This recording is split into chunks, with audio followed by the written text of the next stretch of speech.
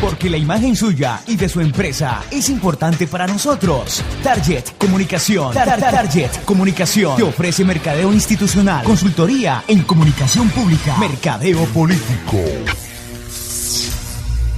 Separe su cita al celular 321-781-0776. Target Comunicación. Comunicación con sentido. Target Comunicación. Vamos a hablar de un tema muy importante, sobre todo para que los padres de familia tengan en cuenta. Saludo a la doctora Adriana Serrano, ella es médica neurocirujana del Centro Médico Inbanaco. Doctora Serrano, muy buenos días. Buenos días. Muy bien, doctora, muy amable, muchas gracias. Quiero que nos explique sobre las convulsiones sin antecedentes febriles. ¿Por qué los jóvenes, las personas convulsionan sin tener algún antecedente? Bueno, es muy importante saber que las crisis convulsivas probablemente y en su mayoría se dan secundarias a que hay algún tipo de alteración en el cerebro, en el cual pues lo principal que se encuentra es como una especie de cortocircuito. Esto puede ser secundario a una enfermedad en el cerebro por irritación del cerebro, dado por una infección, por ejemplo, o por una lesión tumoral, por ejemplo, o hay unas clases de convulsiones que dan secundarias a alteraciones funcionales que están unidas a la parte hereditaria. Entonces no se conoce muy bien el porqué, pero algunos pacientes tienen algunos cambios genéticos que pueden originar este tipo de convulsiones, ya sean cuando son neonatos o cuando son adolescentes o en edad tardía, pero son muchísimo más raras. Doctora, yo le hago una pregunta y es, una persona que presenta una convulsión por primera vez, ¿tiene que tener algún antecedente anterior, algún familiar que haya convulsionado, o simplemente es porque el cerebro de la persona en ese momento presentó una sobrecarga de energía y convulsionó? Bueno, hay muchas clases de convulsiones. Unas pueden ser relacionadas a un antecedente familiar o genético, como les comentaba, u otras son secundarias a un problema neurológico que se esté presentando en ese momento. El cerebro requiere muchas sustancias para su funcionamiento. Una de ellas, por ejemplo, es el azúcar, la glucosa. Una persona, por ejemplo, que se le baje el azúcar puede tener una convulsión, o por ejemplo, una persona que tenga una infección en el cerebro puede causar ese cortocircuito en el cerebro y darle una convulsión. Otra causa es, por ejemplo, una persona que sufra del corazón, se le pare el corazón o disminuya la cantidad de sangre que va al cerebro y puede producirle una convulsión. Como tal, lo que hablamos, una cicatriz pequeña en el cerebro que se produzca por algún trauma, por ejemplo, puede producir una convulsión. Entonces, no solamente el aspecto hereditario genético influye, sino cantidad de factores que pueden producir convulsiones. ¿Es probable entonces que una persona que convulsiona por primera vez sin antecedentes vuelva a convulsionar? Sí, es una probabilidad alta y que por esta razón hay que investigar la causa que le produjo esa convulsión. También depende de la edad. Entonces, de acuerdo a la edad, hay unas causas muchísimo más frecuentes que otras.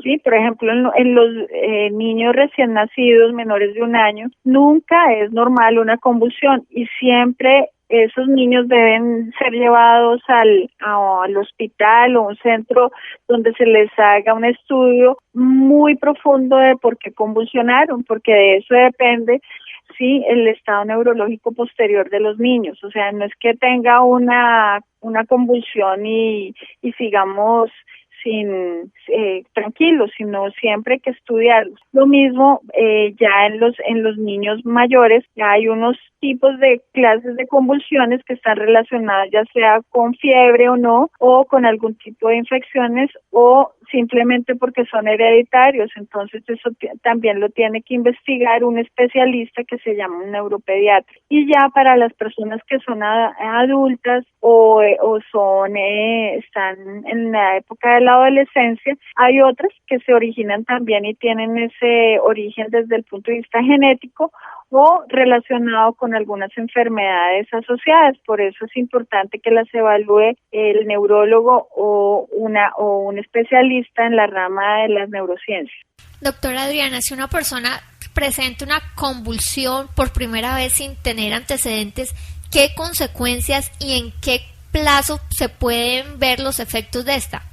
Bueno, lo primero que todo es que una persona que tiene una convulsión, que por lo general lo que vemos es que pierde la conciencia y cae y puede pues lastimarse, sufrir un trauma, entonces puede tener una alteración secundaria al golpe que tuvo. Entonces lo primero que hay que hacer es tratar de que esa persona no se vaya a golpear, no vaya a sufrir ninguna lesión que se pueda quemar, ¿sí? Retirarla de sitios peligrosos donde esté, uno.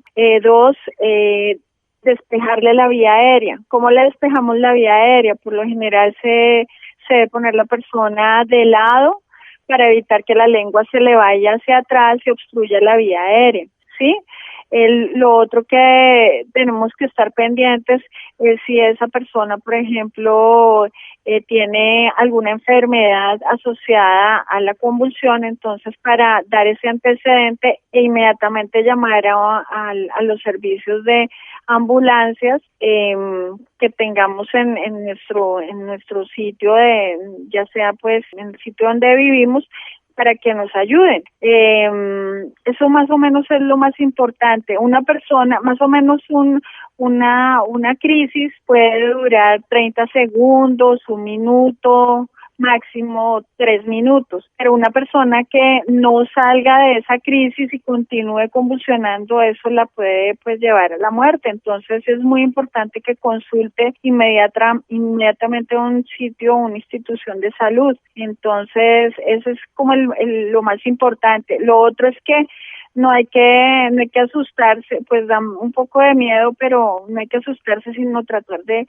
ayudar a esa persona y tratar de que no se obstruya la vía aérea o socorrerla de que no sufra un traumatismo secundario al golpe que tuvo, ¿no? Doctora Serrano, entonces los padres de familia tienen que preocuparse después de la primera convulsión sin antecedentes. ¿Hay que visitar al médico? ¿Hay que hacer un tratamiento especial, un examen especial con un neurólogo? Sí, es muy importante el diagnóstico de qué fue lo que pasó. Hay unas convulsiones que son las que nosotros típicamente vemos, que es que la persona pierde la conciencia y se sacuden miembros superiores y miembros inferiores, ¿sí? Pero algunas de estas convulsiones se pueden tener otra causa que no sea neurológica, entonces hay que estudiarlas muy bien. Los padres de familia deben llevar a sus niños a que los vea ya sea el pediatra y posteriormente un neuropediatra para que les ayuden a diagnosticar si realmente fue una crisis convulsiva o una enfermedad llamada epilepsia o es secundaria a otra cosa. Doctora Adriana, la rigidez es algo característico de las personas que sufren convulsiones. ¿Cuánto tiempo dura esta rigidez y qué medicamentos se le recetan a la persona y por cuánto tiempo? Pues mira, hay muchos tipos de crisis, ¿sí?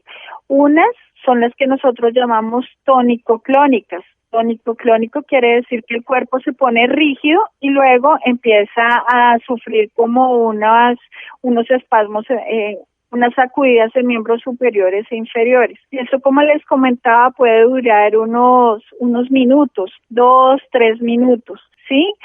O la persona al principio se pone muy rígida, puede hasta gritar, caer, perder la conciencia y luego sacudirse.